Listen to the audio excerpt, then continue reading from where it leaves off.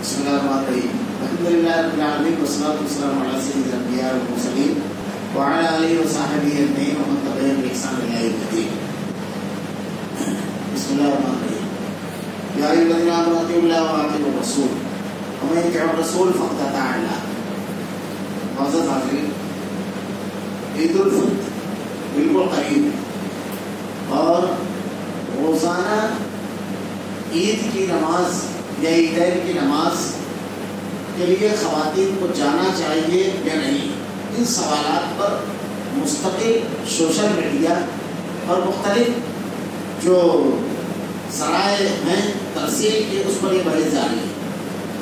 اللہ کے نبی صلی اللہ علیہ وسلم کے دور میں صحابہ کرام اور حضرت ابوبکر عمر رضی اللہ تعالیٰ عنہ کے دور میں اور بعد کے ادوار یہ معمول تھا کہ عید کی نماز کے لیے اور مسجد میں عام نمازوں کے لیے بھی بڑی پابندی کے ساتھ خواتین جاتی ہیں.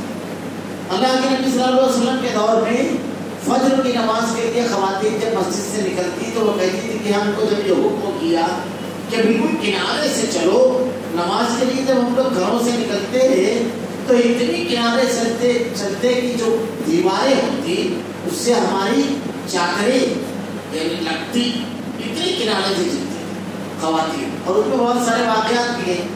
ایک حادثہ بھی بہت بڑا ہوا اس میں، وہ انشاءاللہ عزیز آگے میں بتاؤں گا. تو یہ معمول تھا. حضرت عمر رضی اللہ تعالیٰ عنہ کی بیوی مسجد کے لیے جانے لگی تو حضرت عمر رضی اللہ تعالیٰ عنہ کی طرف دیکھ رہے ہیں. یہ حضرت عاتقہ جو تھی یہ 4 شہیدوں کی بیوہ تھی، 4 شہیدوں کی حضرت عاتقہ. تو حضرت عاتقہ رضی اللہ تعالیٰ عنہ حضرت عمر رضی اللہ تعالیٰ عنہ سے اشارے سے کیا بات، تو آپ نے کہا کچھ کیا، بولے آپ مسجد میں جانے سے روکو گے؟ تو حضرت عمر رضی اللہ تعالیٰ عنہ نے ارشاد فرمایا کہ اللہ کے نبی کا حکم ہے کہ اگر تمہاری خواتین مسجد میں جانے کی اجازت طلب کرے تو ان کو نہ روکو. حضرت عبداللہ بن عمر رضی اللہ تعالیٰ عنہ نے ایک مرتبہ یہی حدیث جب بیان کی تو ان کے بیٹے کہتے ہیں کہ ہم تو روکیں گے. تو حضرت عبداللہ بن عمر رضی اللہ تعالیٰ عنہ نے اس کے بعد کبھی اپنے بیٹے سے بات نہیں کہا، میں تجھ سے کبھی بات نہیں کروں گا، تیرے سامنے حدیث رسول بیان کرنا اور تو یہ کہنا. امام ابو حنیفہ رحمۃ اللہ علیہ تراویح کے لیے اپنی والدہ کو خود ایک مسجد لے جایا کرتے تھے. یہ بالکل صحیح واضح روایت صحیح سند سے موجود ہے کہ وہ خود اپنی والدہ کو ایک مسجد میں تراویح کے لیے لے جایا کرتے تھے امام ابو حنیفہ رحمۃ اللہ علیہ. اب ہمارے یہاں ایک بات یہ کہی جاتی ہے تو مسجد میں عورتوں کو آنے کا مسئلہ ہے. یہ کہی جاتی ہے کہ حدیث ہے کہ اللہ کے نبی صلی اللہ علیہ وسلم نے ارشاد فرمایا افضل یہ ہے کہ عورت گھر میں نماز پڑھے. عام نماز عورت کو گھر میں پڑھنا چاہیے اور گھر کے بھی بالکل اندرونی حصے میں افضل ہے، اس سے کہا نہیں. لیکن اس بنیاد پر مساجد میں عورتوں کا انتظام نہ کیا جائے، عورتوں کو پر دروازے بند کر دیے جائے. یہ نہیں ہے. افضل و منصور کی بحث میں آپ ممانعت کی بحث کیسے لیا ہے؟ جیسے اللہ کے نبی نے ارشاد فرمایا افضل یہ ہے کہ آدمی پہلی صف میں نماز پڑھے تو دوسری صف بند کر دے گی مسجد کی. آپ کہتے ہیں کہ افضل یہ ہے کہ گھر میں پڑھے تو مسجد ہی بند کر دیا آپ نے خواتین کے لیے. اللہ کے نبی نے تو کہا کہ افضل یہ ہے کہ پہلی صف پہ پڑھے تو دوسری صف بھی ختم کر دیں گے. کیا مضمون کا مان لیں گے؟ دوسری بات یہ ایک مقام ہے جہاں پر تربیت دی جاتی ہے. اگر آپ صحابیات کے واقعات پڑھیں تو ایک صحابیہ کہتے ہیں کہ پورے سورہ کاف جو ہے میں نے خطبہ مسنونہ میں اللہ کے نبی صلی اللہ علیہ وسلم سے سن کر کے آیا. یہ خطبہ جو ہوتا ہے جمعہ کو جو ہوتا ہے خطبہ، خاص طور سے اس میں خواتین کی، بچوں کی اور مردوں کی سب کی تربیت ہوتی ہے. ہم نے عورتوں کو پر مسجد کا دروازہ بند کر دیا. اب ہمارے یہاں یہ توجہ پیش کی جاتی ہے کہ اس سے بے حیائی اور برائی کرنے کی. میں تو اکثر سوچتا ہوں کہ خوف کھانا چاہیے آدمی کو یہ جملہ کہتے ہوئے کیا کہیں جو تربیت کا مرکز ہے، جس کے بارے میں اللہ تعالیٰ کہتا ہے کہ اگر آدمی مسجد آئے گا نماز پڑھے گا تو برائی اور بے حیائی سے رکے گا. ہم کسی بھی مسجد میں جائیں وہاں پر ایک بورڈ آپ کو لگا ہوا ملے گا نماز کے اوقات کا. آپ نظر اٹھا کر دیکھیے کون سی آیت ہم لکھتے ہیں ان الصلاۃ تنہی عن الفحشاء والمنکر. اللہ تعالیٰ کہتا ہے کہ نماز برائی اور بے حیائی سے روکتی ہے. اور یہ مولوی کہتا ہے کہ نماز پڑھنے کے لیے آئیں گے تو بے حیائی اور برائی بڑھے گی. اللہ کے نبی صلی اللہ علیہ وسلم ارشاد فرماتے ہیں کہ اگر وہ اجازت طلب کرے تو تم کو اجازت دو. تو پابندی لگانے والے ہم اور آپ کون ہوتے ہیں؟ ایک روایت بیان کی جاتی ہے کہ حضرت عائشہ صدیقہ نے کہا کہ اگر اللہ کے نبی زندہ ہوتے تو روک دیتے اس حدیث میں بھی جواب موجود ہے. حضرت عائشہ نے روکا نہیں کیونکہ وہ جانتی تھی کہ اللہ کے نبی نے اگر حکم دیا ہے تو اللہ کا حکم اور اللہ تعالیٰ قیامت تک کی تمام چیزوں کا علم رکھنے والا ہے. اس میں سوچنے والی بات یہ ہے کہ خواتین کے اوپر ہم نے مسجد کے دروازے بند کر دیے, سارے دروازے کھلے ہوئے سماج اور معاشرے کے. ہم مدرسے چلا رہے ہیں, ہاسٹل ہے خواتین کا باقاعدہ. ہمارے مالک کے اندر ایشیا کی سب سے پہلی خواتین کی تحصیلات جامعۃ الصالحہ جہاں سال بھر آ کر کے خواتین رہتی ہیں, لڑکیاں دین کی تعلیم حاصل کرتی ہیں. اس وقت فتنہ نہیں ہوتا ہے. ہر جگہ آج خواتین کے مدارس بنائے ہیں, بلکہ تو اب تو تبلیغی جماعتیں نکل رہی ہیں خواتین کی. اس میں فتنہ نہیں ہے. بیرون شہر جا رہی ہے, فتنہ نہیں ہے. اس میں سب فتنہ نہیں ہوا. دین حاصل کرنے جائیں گی, دین حاصل کرنے کے لیے نکلیں گی تو فتنہ نہیں ہے, لیکن دین پر اگر عمل کرے گی تو فتنہ ہوگا. پھر بھی حیائی ہوگی, پھر برائی ہوگی. ہمارے یہاں مسجد ہے چوک میں بالکل سلیمانی, وہاں آپ دیکھیے مسجد کے اندر مدرسہ چلتا ہے. یعنی صبح سے لے کے دوپہر کے 5 تک کے بچیاں بیٹھی رہتی ہیں, فتنہ نہیں ہوتا ہے. لیکن ظہر کی نماز کے لیے اگر رک جائے گی تو فتنہ ہو جائے گا. جتنے واقعات ہو چکے ہیں, کتنے واقعات. بامبے کا ایک سچا واقعہ ہے بالکل کہ ایک شخص اپنی اہلیہ کو لے کر کے سبرمیر علاقے کا کنارے کا تھا, کسی غرض سے گیا مین بامبے میں, شاپنگ وغیرہ کی, نماز کا وقت ہو گیا. یہ اردو نہیں تو میں یہ واقعہ آیا تھا. نماز کا جب وقت ہوا تو اس نے اپنی اہلیہ جو مقام پر کہا کہ تو کھڑی رہ, مسرا نماز پڑھ لو عصر کی یا مغرب کی. نماز سے جب فارغ ہوا تو اس کی اہلیہ نہیں تھی, تو اس کو تھوڑی تشویش ہوئی. ذرا بڑھ کر کے دیکھا تو ایک پان کی دکان تھی اور وہیں اس کی اہلیہ کھڑی ہوئی تھی اور رو رہی تھی. ارے بوڑھا پان کی دکان پر تھا. تو چھوٹتے ہی وہ بوڑھا اس کے اوپر غصہ ہو گیا. کیا طریقہ ہے آپ کا کہ اکیلے چھوڑ دیتے؟ تو کہنے لگا کہ میں نماز پڑھنے گیا. تو بولے اس کو بھی لے کر, وہ غیر مسلم, اس کو بھی لے کر جانا چاہیے نا, ہم لوگ پوجا کرنے جاتے ہیں تو ساتھ لے کر جاتے ہیں. تو کہنے لگا نہیں وہ اصل میں دوسرا تھا. بولے کچھ مباش قسم کے نوجوان اس کو چھڑ رہے تھے.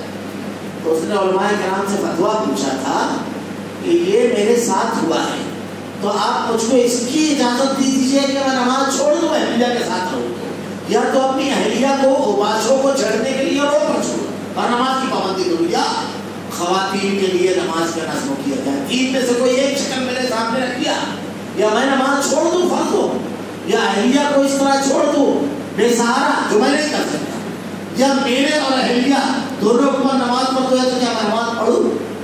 کیا صورت بنے گی؟ آج ہم نے خواتین کے اوپر مسجد کے دروازے بند کر دیے, کالج کے دروازے کھلے ہوئے ہیں, ادارے کے دروازے کھلے ہوئے ہیں, شاپنگ مال کے دروازے کھلے ہوئے ہیں, شادی بیاہ کی تقاریب میں جا سکتی ہیں, عرس میں جا سکتی ہیں, ہر جگہ جا سکتی ہیں. اگر کسی مقام پر جانے پر فتنہ ہوگا تو اللہ کا گھر ہے. اس کا نقصان کیا ہوا؟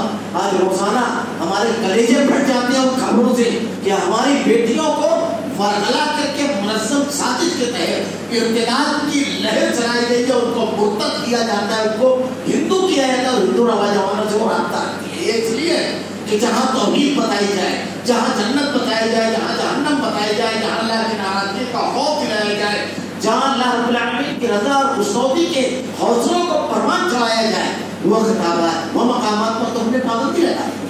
ہم نے تو اس کو بالکل بند کر دیا.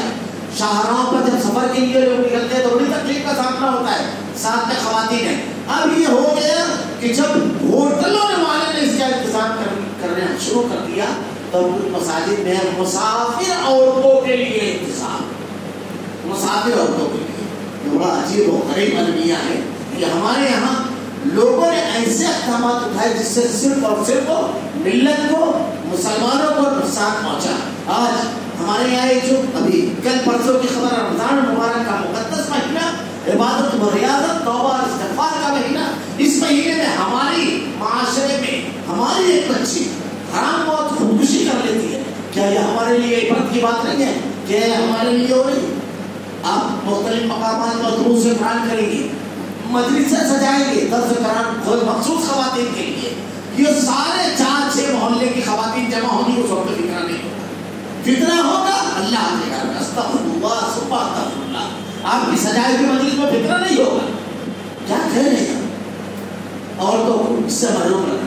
اب میں یہ کہنا چاہتا ہوں کہ نماز عید الفطر, نماز عید جو ہے جب مرد اور عورت دونوں کو پڑھنا, دونوں کے اوپر نماز عید الفطر, نماز سے عید الفطر کے لیے حضرت ام عطیہ کہتی ہے، صحیح بخاری کی روایت ہے کہ اللہ کے نبی صلی اللہ علیہ وسلم نے ارشاد فرمایا کہ نماز عید کے لیے جاؤ، خواتین سے کہا، اور اگر تمہارے پاس چادر نہیں ہے تو اپنے پڑوسی کی چادر میں جاؤ، اور اگر حائضہ ہے خواتین تو اس حالت میں بھی عیدگاہ جائیں، مصلی سے تھوڑا سا ہٹ کر کے بیٹھے، جب دعا اجتماعی مانگی جانے لگے تو اس وقت تو دعا میں شریک اور نماز میں شریک ہو، یعنی ہر صورت میں اللہ کے نبی نے جانے کو حکم دیا۔